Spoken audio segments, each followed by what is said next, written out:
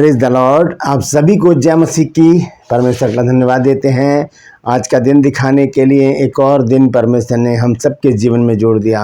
हम परमेश्वर को कोटि कोटि धन्यवाद दें। कल तो बहुत ही खुशी का माहौल था इंडिया में। खूब बम पटाखे फोड़े गए क्योंकि कल एक बहुत बड़ा दिन था इंडिया के लिए।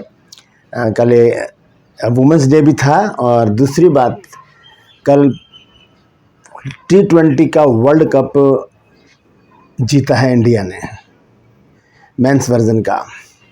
तो ये बड़ी खुशी की बात थी और क्योंकि हम इंडिया में रहते हैं तो हम सब इस खुशी में शामिल थे। मैं आपको बताना चाहता हूँ कि इस वर्ल्ड कप को जीतने में जिस टीम ने इस वर्ल्ड कप को जीता है उसमें एक विशेषता है। इस टीम में जब रात को जब हम देख रहे थे, सेलिब्रेशन देख रहे थे, जब गिफ्ट बांटे जा रहे थे टीम को, तो एक एक खिलाड़ी जब आ रहा था तो उनके नाम जब सुने गए तो मन को बड़ी शांति मिली, बहुत अच्छा लगा। और उसकी एक वजह यह है कि टीम में हिंदू, मुस्लिम, सिख, ईसाई चारों प्रकार के खिलाड़ी थे। हिंदू तो ज़्यादा थे, उसके बाद मुस्लिम, उसके बाद सिख, उसके बाद क्रिश्चियन। ये चारों खिलाड़ी टीम में मौजूद थे। संजू सैमसन क्रिश्चियन हैं, अर्शदीप सिख है और मोहम्मडन खिलाड़ी भी हैं उसमें। तो ये एक टीम की एक एकता थी क्योंकि इस वर्ल्ड कप को किसी टीम ने नहीं जीता है, 11 लड़कों ने नहीं जीता है।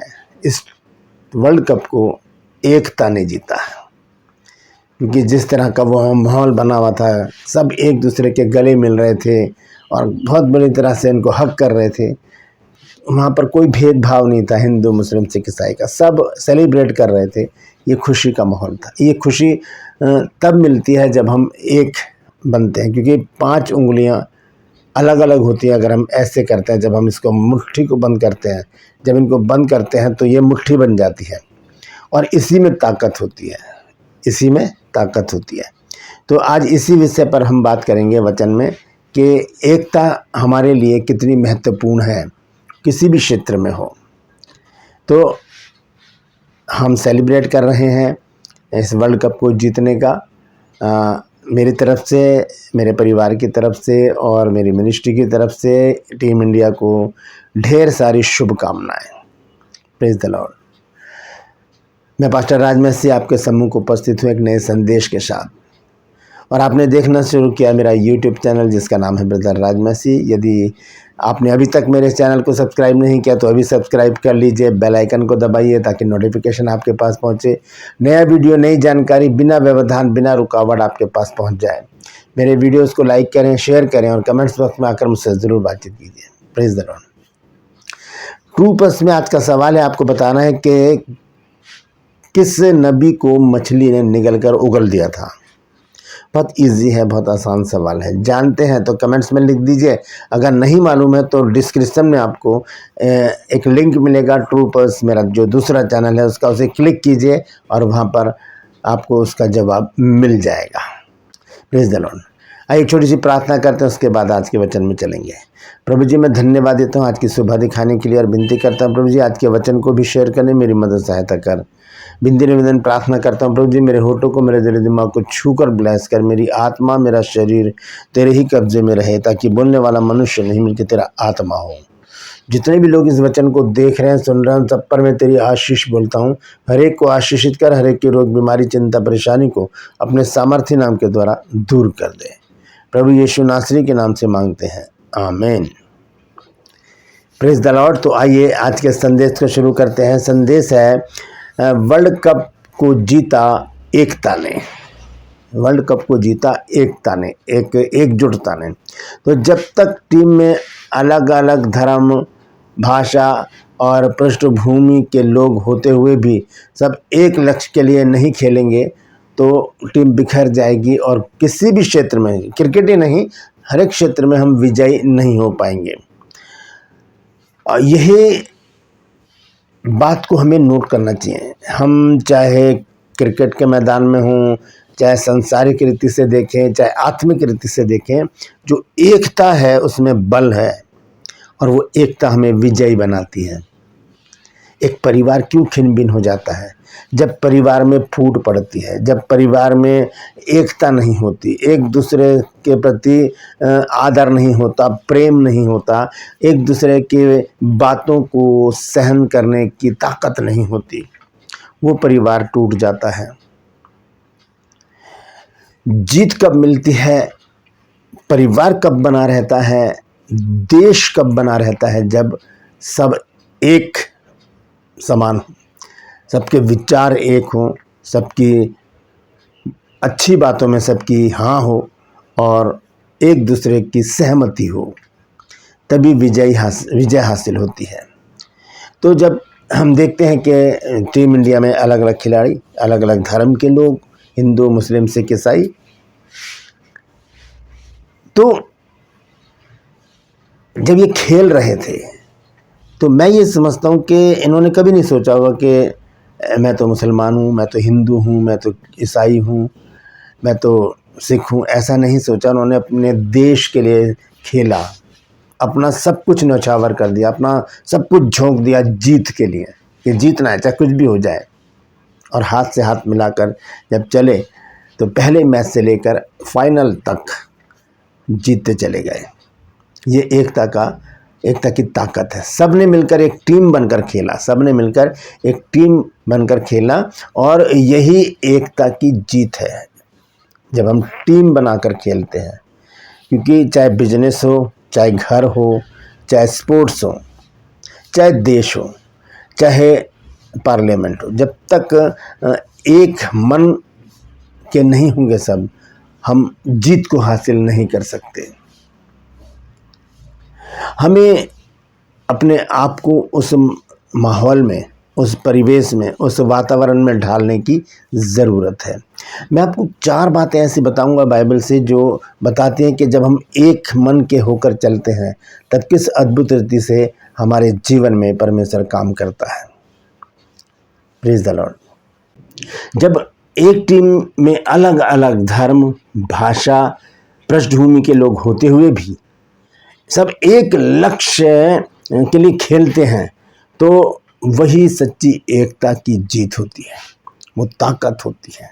उस ताकत, देखिए ताकतवर ही जीतता है हमेशा, और जो ताकतवर होता है उसे शैतान हमेशा कमज़ोर करने की कोशिश करता है। और मनुष्य कमज़ोर कब होता है? जब फूट पड़ती है। इसीलिए शैतान बड़ी चालाकी के साथ घरों में, देशों में फूट पड़वाता है। तो वहाँ पर हमें सतर्क होने की ज़रूरत है। हिंदू, मुस्लिम, सिख और ईसाई, ये 4 प्रकार के लोग सबने मिलकर एक टीम बनकर खेला और यही एकता की जीत का कारण बन गया, यही एकता जीत का कारण बन गई। तो आइए वचन से कुछ बातें देखेंगे। बाइबल भी हमें यही सिखाती है। देखिए मैंने कुछ लिखा हुआ है यहाँ पर, मैं आपको पढ़कर बताऊँगा, कहीं ऐसा ना हो कि आप कहें कि मैं पढ़ रहा हूँ, क्योंकि मैं स्पष्ट बता देता हूँ पहले ही। तो बाइबल भी हमें यही सिखाती है कि जब लोग एक मन और एक लक्ष्य के साथ खड़े होते हैं तो बड़ी से बड़ी जीत संभव हो जाती है।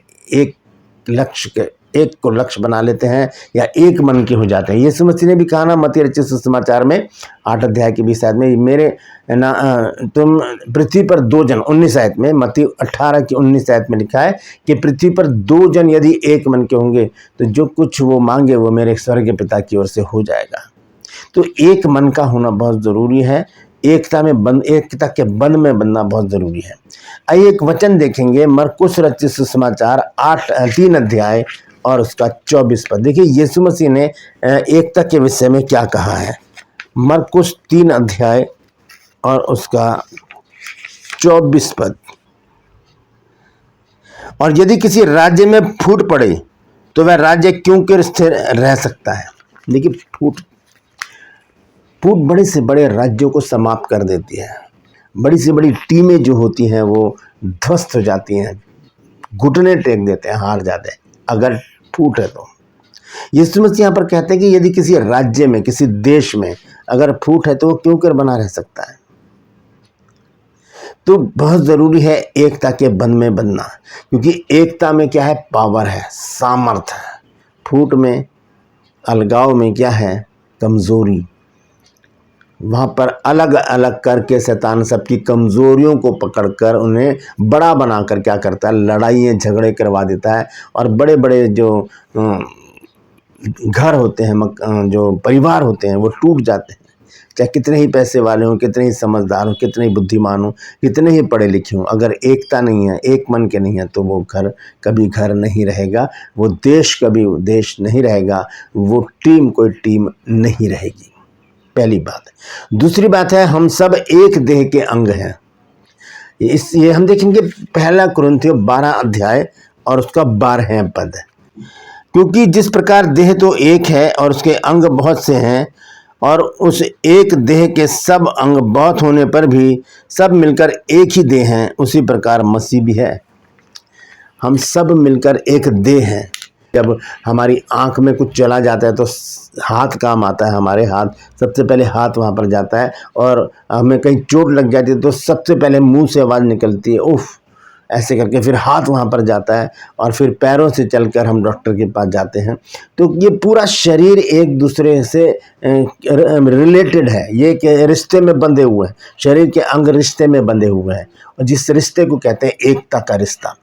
और इस रिश्ते को बनाए रखने के लिए जिस तरह से शरीर के अंग एक दूसरे से जुड़े हुए हैं, ये नहीं कि जब रात हो जाती है हम बिस्तर पर सोने जाते तो हाथ को उठाकर अलग रख दिया, पैरों को उठाकर अलग रख दिया, अपनी मुंडी को उठाकर अलग रख दिया, फिर हम आराम कर रहे हैं। नहीं, ये एज इट इज़ एक ही देह है, लेकिन नाम अलग अलग हैं सबके। आँख, नाक, कान, मुँह, हाथ, पैर, ये सब अलग अलग चीज़ें हैं, अलग अलग अंग हैं, दो, लेकिन है तो एक ही।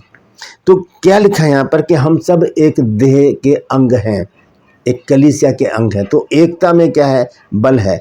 एक शरीर बलशाली तभी होता है जब उसमें दोनों हाथ हों, दोनों पैर हों, देखने वाली आँखें हों, बोलने वाली ज़ुबान हो, सुनने वाले कान हों, वो तभी ताकतवर होता है। ये दूसरी बात मैंने आपको बताई। तीसरी बात है, मसीह में हम सब एक हैं। मसीह में हम सब एक हैं। देखेंगे गलातियों 3:28 आयत।